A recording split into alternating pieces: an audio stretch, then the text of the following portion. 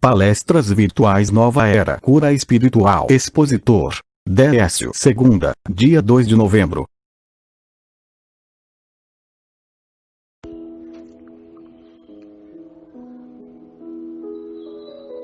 Prece inicial. Obrigado, Mestre Jesus. Agradecemos por podermos estar aqui mais uma vez participando dos estudos da Tua mensagem, reforçada e esclarecida pelos Espíritos Superiores, através de Allan Kardec. Pedimos que sejamos todos envolvidos pelas Tuas vibrações de amor e dos Espíritos responsáveis por esta tarefa, de forma a podermos aproveitar ao máximo as lições que nos serão trazidas durante esta palestra virtual. Que assim possa ser, graças a Deus.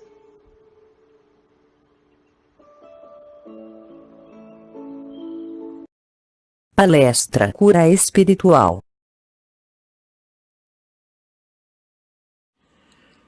O que é a cura espiritual?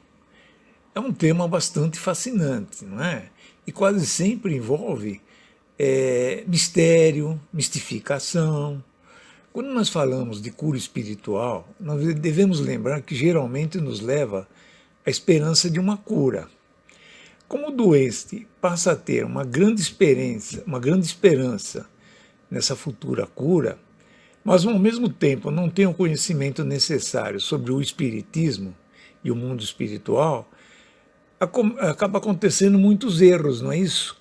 E as esperanças acabam sendo perdidas, sem que o doente tenha uma explicação. Se ele não conhece a doutrina espírita, se ele não conhece o mundo espiritual, ele, por falta de estudos, vai acabar perdendo toda aquela esperança que ele tinha na cura dele. O que faz a falta de estudos doutrinários? Acontece principalmente do doente, né? Que ele acaba se empolgando por discursos de irmãos sem preparo doutrinário, que acabam colocando na cabeça dele que vai haver a cura espiritual através de passes, através dele ir num centro e um médium conversar com ele, enfim. Muitas vezes dentro das próprias palestras nas casas espíritas, colocam na cabeça do doente que vai haver uma cura dentro daquele centro. E com as mais variadas intenções isso é feito, né? Às vezes, muitas vezes, por sinal, pelos próprios interesses da casa espírita. Então precisamos prestar muita atenção quando é oferecido a cura espiritual para a gente. Nós temos estudos doutrinários para entender o que é o mundo espiritual.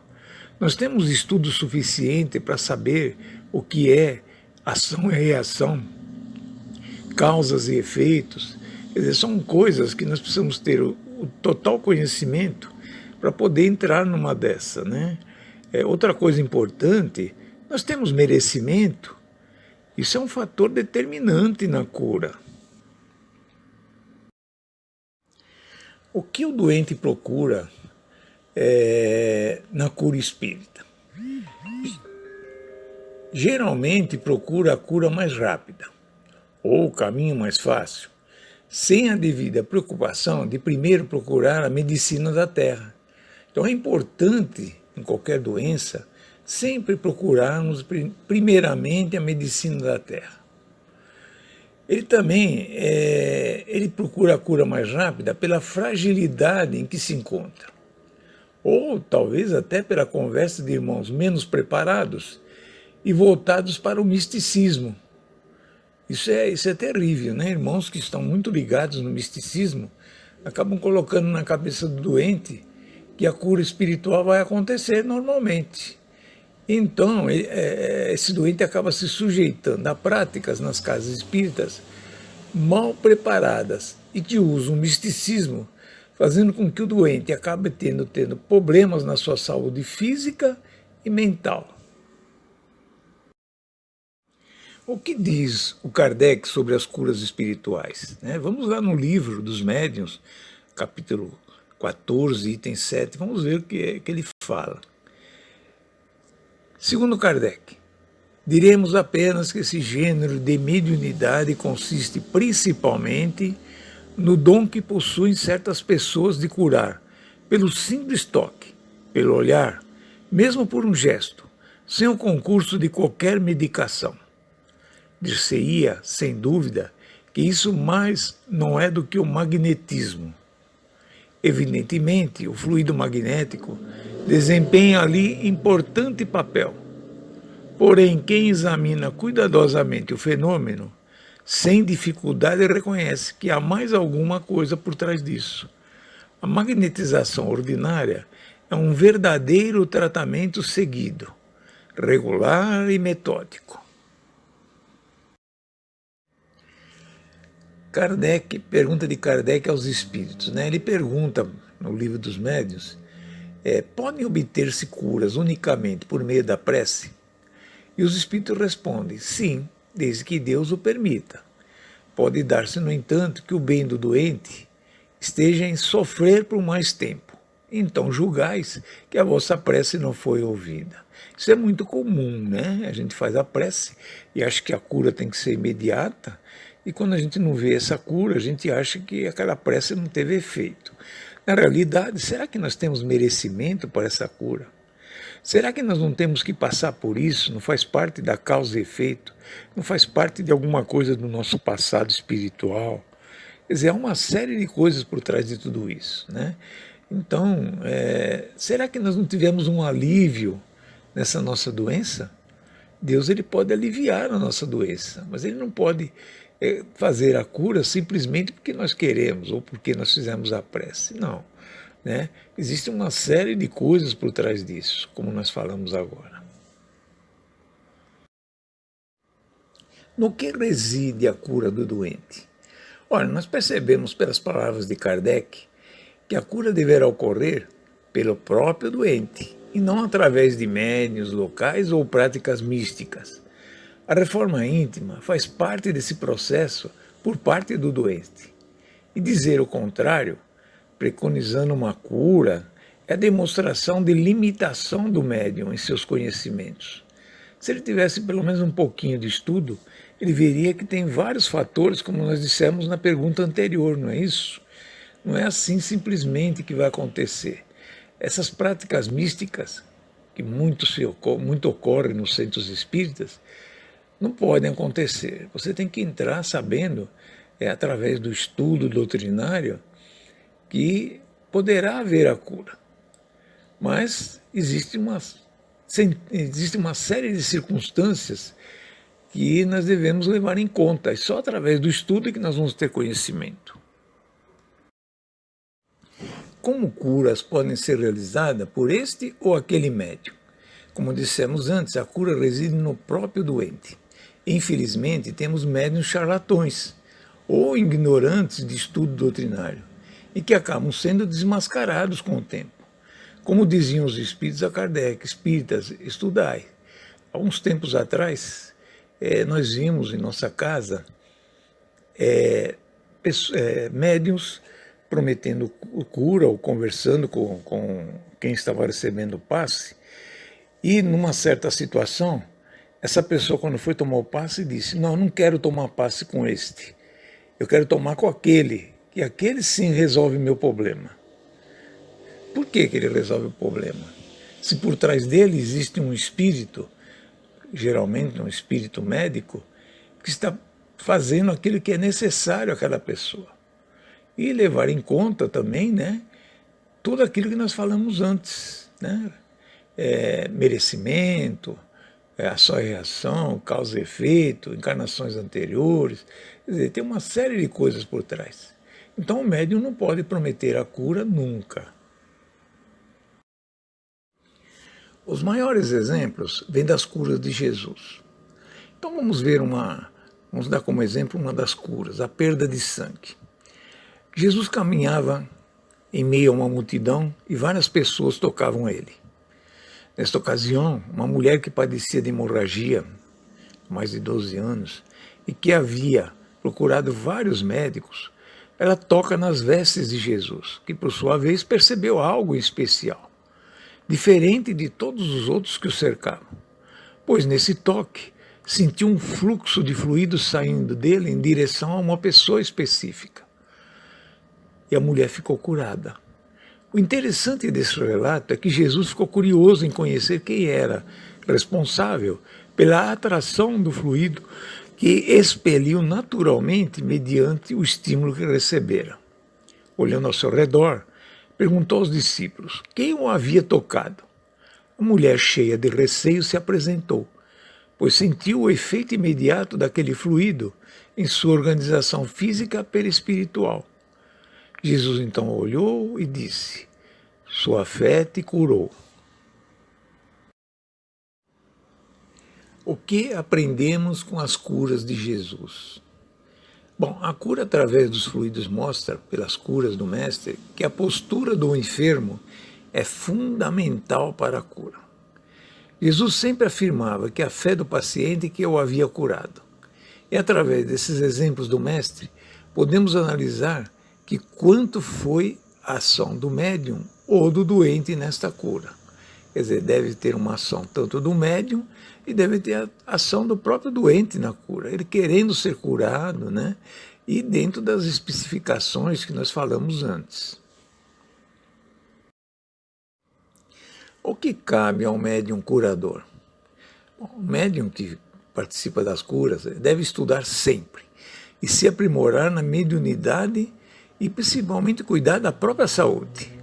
Deve entender que os fluidos que utiliza sofrem a ação do pensamento, pois através do pensamento é que irá configurar o fluido que está emanando com propriedades curativas.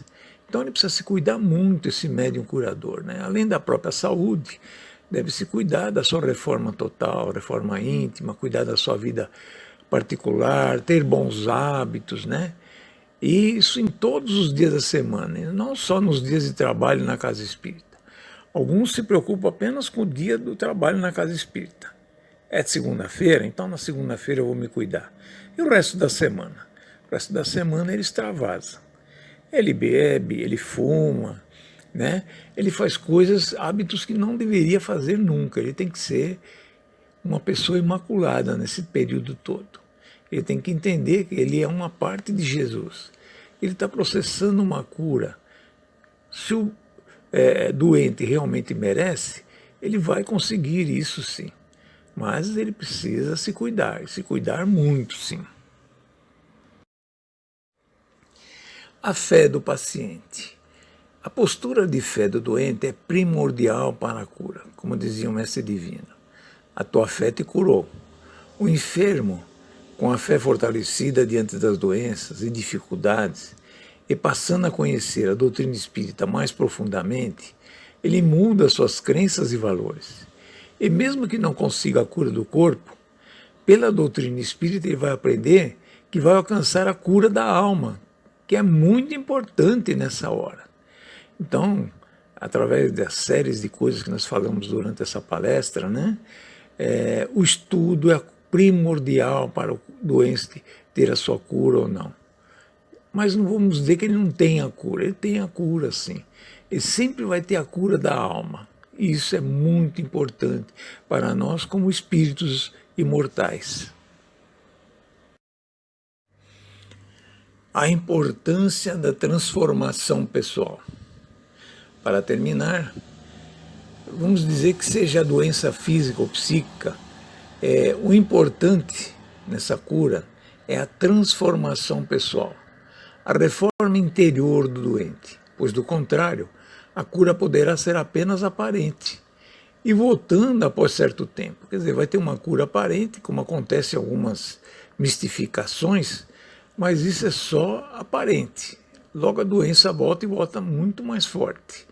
O importante, portanto, é a prevenção antes que a doença apareça, né?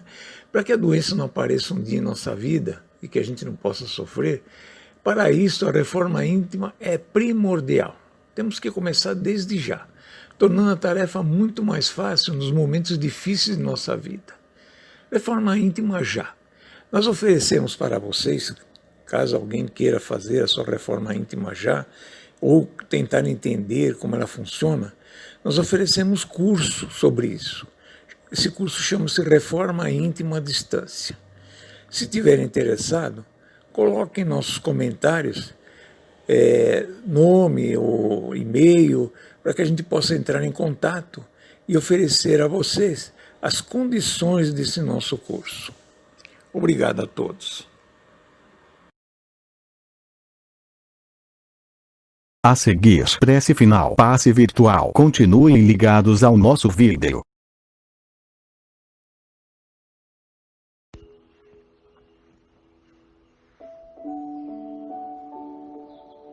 Prece final. Amigo Jesus, encerrando mais uma etapa onde, através de um bate-papo fraterno, estamos aprendendo o que já nos deixaste há tanto tempo, mas que só agora está entrando em nossos corações.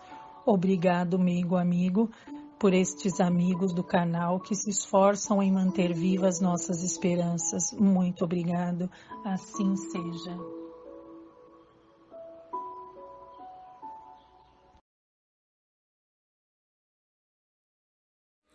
Muito bem, pessoal. Nós agradecemos a sua participação em mais essa palestra virtual. Não esqueça de colocar seus comentários e fazer sua inscrição no final desse vídeo. Em seguida, agora, nós vamos oferecer o passe virtual. Fiquem ligados nesse vídeo, pois será em seguida uma continuação do vídeo. Até a próxima segunda e fiquem com Deus.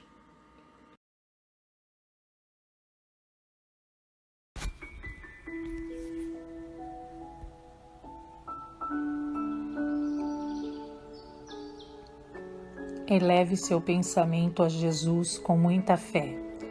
Faça um recolhimento interior, afastando da mente todas as preocupações, fechando os olhos, relaxando e confiando em Jesus.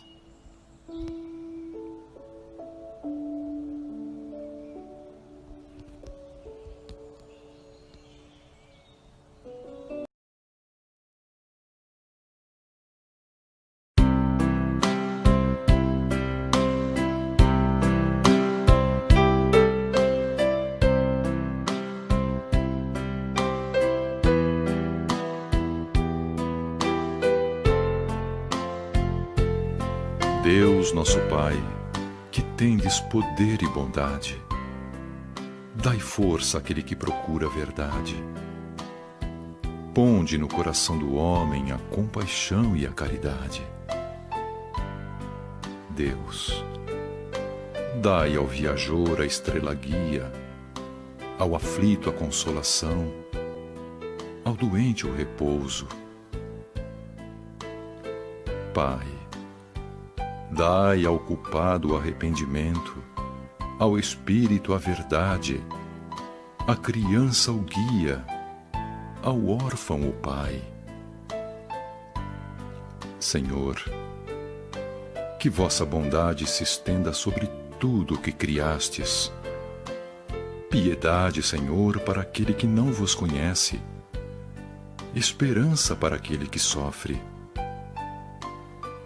Que vossa bondade permita aos Espíritos Consoladores derramarem por toda a parte a paz, a esperança e a fé. Deus, um raio, uma faísca do vosso amor pode abrasar a terra. Deixai-nos beber nas fontes fecundas e infinitas, e todas as lágrimas secarão, todas as dores acalmar-se-ão. Um só coração, um só pensamento subirá até vós, como um grito de reconhecimento e amor. Como Moisés sobre a montanha, nós vos esperamos com os braços abertos. Ó poder, ó bondade, ó beleza, ó perfeição. E queremos de algum modo alcançar a vossa misericórdia. Deus, dai-nos a força de ajudar o progresso a fim de subirmos até vós. Dai-nos a caridade pura, dai-nos a fé e a razão. dai-nos a simplicidade que fará das nossas almas o espelho onde se refletirá a vossa imagem.